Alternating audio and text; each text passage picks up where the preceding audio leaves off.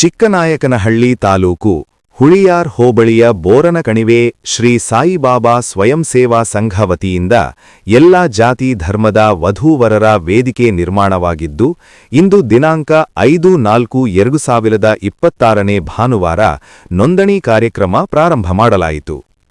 ಈ ನೋಂದಣಿ ಕಾರ್ಯಕ್ರಮ ಶ್ರೀ ಸಾಯಿಬಾಬಾ ಟೆಂಪಲ್ ಸಂಸ್ಥಾಪಕರಾದ ವಿಠ್ಠಲ್ ಅವರ ಮಗ ತುಕಾರಾಮ್ ಹಾಗೂ ಇವರ ಶ್ರೀಮತಿಯಾದ ಸಾನ್ವಿಕಾ ಅವರು ಪಾಲ್ಗೊಂಡಿದ್ದರು.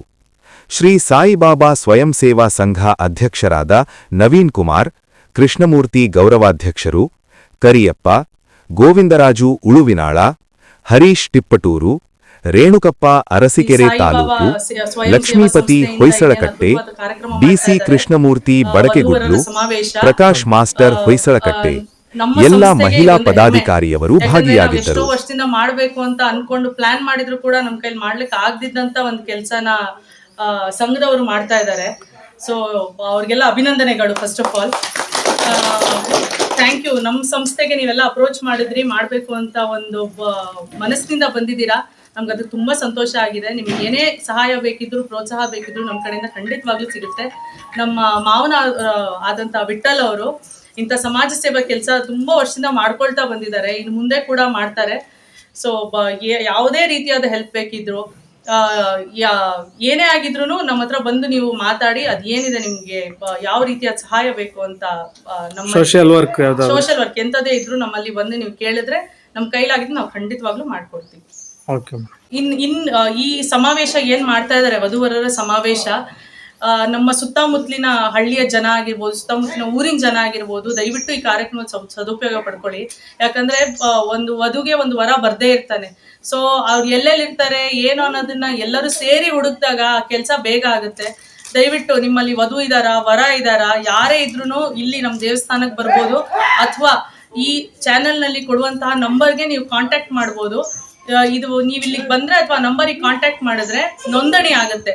ಸಪೋಸ್ ನೋಂದಣಿ ಮಾಡ್ಕೊಳ್ಳಿಕ್ಕೆ ನಿಮ್ಗೆ ಕಷ್ಟ ಆಗೋದಾದ್ರೆ ನೀವು ಇಲ್ಲಿ ದೇವಸ್ಥಾನಕ್ಕೆ ಬಂದ್ರೆ ನಮ್ಮಲ್ಲಿ ಪಾಂಪ್ಲೆಟ್ಸ್ ಇರುತ್ತೆ, ನಿಮ್ಗೆ ಇದ್ರ ಬಗ್ಗೆ ಇನ್ಫಾರ್ಮೇಶನ್ ಕೊಡುವಂಥವ್ರು ಕೂಡ ಇರ್ತಾರೆ.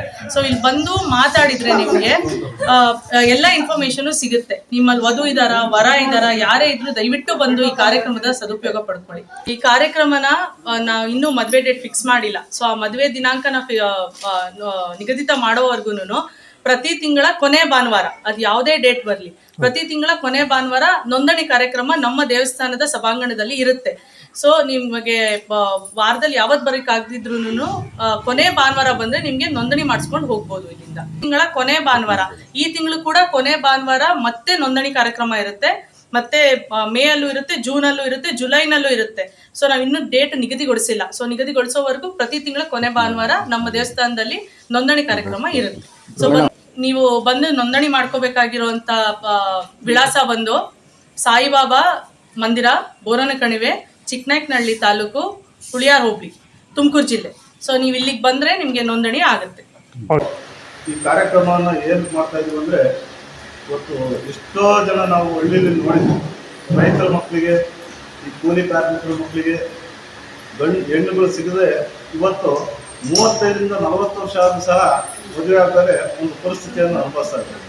ಅದರಿಂದ ನಾವೊಂದು ಆಲೋಚನೆ ಮಾಡಿ ಏನಾದರೂ ಮಾಡಿ ನಮ್ಮ ಆದಷ್ಟು ನಮ್ಮ ಸಹಾಯ ಏನಾದರೂ ನಮ್ಮ ಕೊಡುಗೆ ನಮ್ಮ ಸಮಾಜಕ್ಕೆ ಏನಾದರೂ ಮಾಡಬೇಕನ್ನೋ ಒಂದು ಮಾರ್ಗದರ್ಶನ ಇಟ್ಕೊಂಡಾಗ ನಮ್ಮ ಹಿರಿಯರು, ನಮ್ಮ ಬ್ರದರ್ ಆದರೂ ಕೃಷ್ಣಮೂರ್ತಿ ಸರ್ ಹೇಳಿದರು, ಇಲ್ಲಪ್ಪ ಈ ರೀತಿ ಮಾಡೋಣ, ಏನಾದರೂ ನಮ್ಮಿಂದ ಒಂದು ಒಳ್ಳೆಯದಾಗಲಿ ಅಂತ ಜನ ನಮ್ಮನ್ನು ಗುರುತಿಸ್ಲಿ ಅನ್ನೋ ಮನೋಭಾವದಿಂದ ಬಂದು ವಿಠಲ್ ಸರ್ ಹತ್ರ ಸರ್ ಈ ರೀತಿ ಮಾಡ್ತಾಯಿದ್ದೀವಿ ನಾವು, ನಿಮ್ಮ ಸಹಕಾರ ನಮಗೆಲ್ಲ ಬೇಕು ಅಂದಾಗ ಅವರು ಮನಸ್ಫೂರ್ತಿಯಾಗಿ ನಮ್ದೇನೇ ಈ ಟೆಂಪಲ್ನಿಂದ ನಿಮ್ಗೇನೇ ಸಹಾಯ ಆಗಬೇಕು ನಾವು ಇದು ಮಾಡ್ತೀವಿ, ದಯವಿಟ್ಟು ನೀವು ಒಳ್ಳೆ ಕಾರ್ಯವನ್ನು ಮಾಡ್ತಾ ಇದ್ದೀರಾ, ನೀವು ಮುಂದುವರ್ಸ್ಕೊಂಡು ಹೋಗ್ರಿ, ಏನೇ ಸಪೋರ್ಟ್ ನಾವು ಕೊಡ್ತೀವಿ ಅಂತೇಳಿ ಅವರು ಸಮೇತ ಒಂದು ಆಶ್ವಾಸನೆ ಕೊಟ್ಟು ನಮಗೆ ಒಂದು ಸ್ಫೂರ್ತಿಯನ್ನು ತುಂಬಿದೆ.